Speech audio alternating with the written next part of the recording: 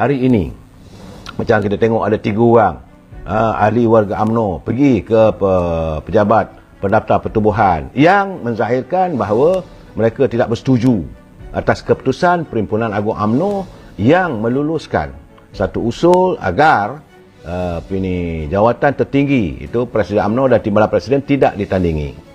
Saya melihat, saya buat kajian, rupanya ketiga-tiga mereka bukan perwakilan. Ini masalahnya sekarang saya.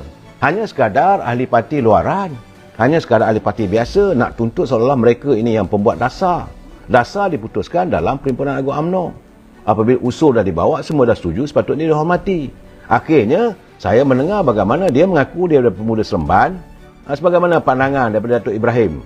Dia kata dia pun duka cita lah melihat masih adanya ahli-ahli UMNO yang tak puas hati, yang masih lagi nak mencabar keputusan PAU. Keputusan PAU lah keputusan yang tertinggi.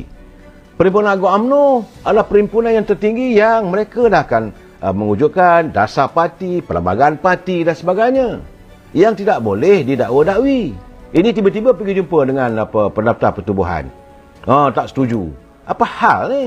Tak setuju masuk dalam UMNO, bergiat aktif, mewakili UMNO di peringkat bahagian, hadir ke perhimpunan, bercakap. Itu yang penting. Dalam persidangan cawangan, bercakap. Saya tak setuju keadaan begini. Tapi di cawangan tak nak bercakap. Dalam rumah UMNO kamu tidak bercakap, kamu cakap di luar. Kemudian saya dapatan saya, mereka juga tidak menggambarkan bahawa mereka itu perwakilan. Ini satu hal lagi. Sebab itu saya katakan, orang macam ini macam bisul. Kerana saya yakin ada orang-orang tertentu di belakang mereka. Saya tak mau menuduh. Tapi gerak langkahnya apabila saya dengar orang macam Khairi Jamaluddin memuji. Oh, tindakan ini baik. Tindakan inilah tindakan berani. Wajar dilakukan oleh pemuda. Dan dia nak menyantuni pemuda. Saya kata wajar bagaimana? Takkan nak ikut perangai Khairi Jamaluddin. Bertanding pilihan raya maki hamun UMNO. Kamu mewakili parti UMNO. Kamu mewakili Barisan Nasional. Tapi kamu maki parti yang sesat. Kemudian bila dah kalah, salahkan UMNO. Rakyat kawasan Sungai Buloh tak nak terima anda sebagai wakil rakyat. Rakyat dapat menilai kalau beginilah keadaan perangai kamu, macam mana kami nak dipercaya ni? Setara Pak Bek, dia kata takut ada dalan-dalan di belakang. Memang saya tidak nafikan. Saya hairan, sebab itu selalu saya katakan, seperti rumah siap, pahat berbunyi. Saya dah katakan, kalau betul-betul mereka ini pencipta parti, bersuara waktu mesyuarat cawangan, bukan lama pun. Saya ingat dalam 3-4 bulan lagi, kumpulkan kekuatan, bercakap dalam persidangan cawangan. Nyatakan pendirian. Itu cara dia. Bukan pergi ROS, bukan pergi pendaftar pertubuhan, kami tak bersetuju. So, pendaftar pertubuhan kata, terpulanglah, dia akan siasatlah. Memanglah sebagai jabatan kerajaan, mereka menyiasat, akan hantar surat, minta penjelasan daripada Setiausaha Agung. Setiausaha Agung akan jawab. Sepatutnya sekarang ni kita menyantuni, kena sedarlah kita ni parti yang dah kalah. Jangan nak tunjuk kita ni hebat sangat. Nak juga. Supaya dipertandingkan. Kenapa ada pertandingan? Saya nampak mereka mahu diwujudkan pertandingan. Ada 2 saja.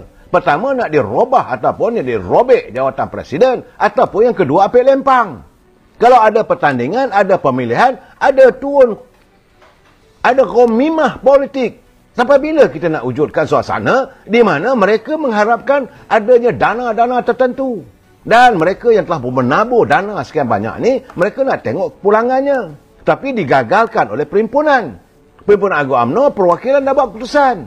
Tapi mereka masih menuduh. Saya pun hairan. Kerana saya hadir dalam persidangan tu, saya nampak dan saya mendengar sendiri. Saya mendengar dengan jelas. Presiden mengatakan, terpulanglah. Kalau nak bertanding, saya bersetuju bertanding. Dan dia pernah bercakap, I'm ready to fight. Tapi disalahkan pada presiden, tak tegah. Saya kata, tang mana ni? Bercakap biar benar. Biar betul, anda dah ada tempat itu. Kalau anda perwakilan, bahawa ada urusan, semua perwakilan dilarang untuk berucap. Tak ada pula. Tapi kerana anda bukan perwakilan, sebab itu saya tengok kenyataan resmi daripada Pergerakan Pemuda Seremban. Sebab dia kata, saudara Muhammad Fikri Firdaus, yang membuat laporan ke pendaftar pertubuhan, dia kata saudara Fikri dia ni pun ni anak pada mantan wakil rakyat UMNO. Allahyarham atuknya bekas Menteri Besar Terengganu. Katanya lah, dia kata tidak mencerminkan Pergerakan Pemuda UMNO bahagian Seremban maupun bahagian Seremban. Tambahan dia kata Saudara Fikri juga bukan perwakilan daripada UMNO Bagan Seremban. Bahkan bukan juga perwakilan pemuda UMNO Bagan Seremban.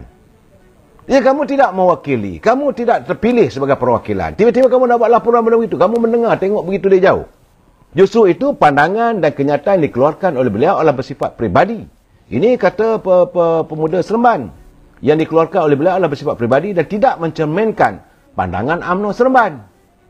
Perwakilan UMNO bahagian Seremban sebulat suara menyokong usul yang dibentangkan pada Perhimpunan Agung 2022. Ini kenyataan daripada Perhimpunan UMNO bahagian Seremban.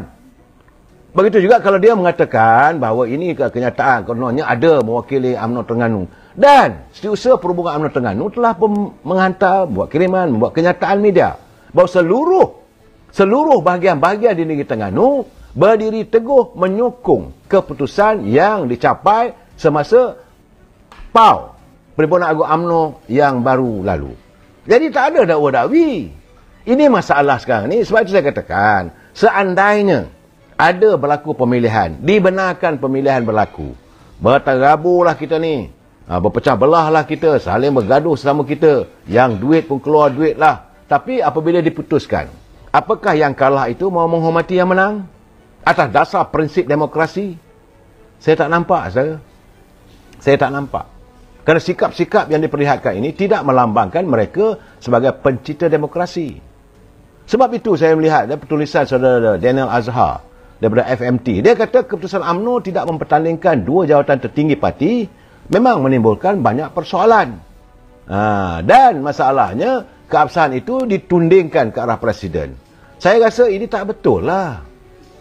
Jangan salahkan orang. Sebab itu dari tadi saya katakan, masalah ekonomi negara kita, jangan kita tunding. Kita berusaha untuk memperbaiki. Kalau anda mencintai UMNO, buat koreksi dari dalam. Jangan dari luar. Jangan baling batu sembunyi tangan. Jangan menjadi budak-budak suruhan. Jangan menjadi bidak-bidak di papan catur. Orang bermain catur dari atas. Kita jadi bidik-bidak. Kamu bergerak sini, kamu buat begini, kamu buat begitu. Lepas tu ada pula yang mengharapkan gawamimah. Bagi saya lah, kalau di belakangnya orang macam Khairi Jamaluddin tu, takkan orang macam ini nak dilantik sebagai Presiden Parti. Bagi saya selalu mengatakan, the beginning of the fall, bermulanya kejatuhan UMNO Barisan Nasional adalah waktu Khairi berada di tingkat 4, era Pak Lah. Sebab awal-awal Pak Lah jadi Perdana Menteri, Pak Lah jadi Presiden UMNO, kita menang besar. Tanpa kehadiran Khairi Jamaluddin. Selepas Pak Lah menang besar apa semua, Khairi berada di tingkat 4. Itu yang wujudnya dia, saudara MM7, geng Zahid lah ni. Saya bukan geng Zahid, tidak saudara. Saya Presiden pun saya balon. Sebab itu saya katakan, macam sekarang ni, kita mengharapkan, sebab kita dah jelas, adanya, duri dalam daging. Yang Presiden pun nyatakan. Dia sendiri mengatakan bahawa adanya skeleton in the cupboard. Adanya kerangka-kerangka yang membusuk dalam almari. Adanya, bangkai-bangkai tikus dalam kolam. Jadi kenapa tidak dicabut? Adanya duri dalam dalam daging. Adanya gunting dalam lipatan. Cabut buanglah. Lalu si Presiden. Saya tak dengar ke ucapan saya tiap-tiap malam saya katakan. Malah saya bertanya, berapa besar dada beliau? Adakah 2K? Adakah 3K? Kita pun nak ukur juga asyik belapang dada saja. Ahli di bawah nak tunggu. Kerana ahli pun sebenarnya tidak bersetuju dengan perangai sikap yang ditunjuk oleh mereka yang dilihat seolah-olah mencintai parti, sebenarnya mereka menghancurkan parti. Kita tahu mereka ini lebih mirip untuk berada ataupun menyokong kumpulan sebelah sana.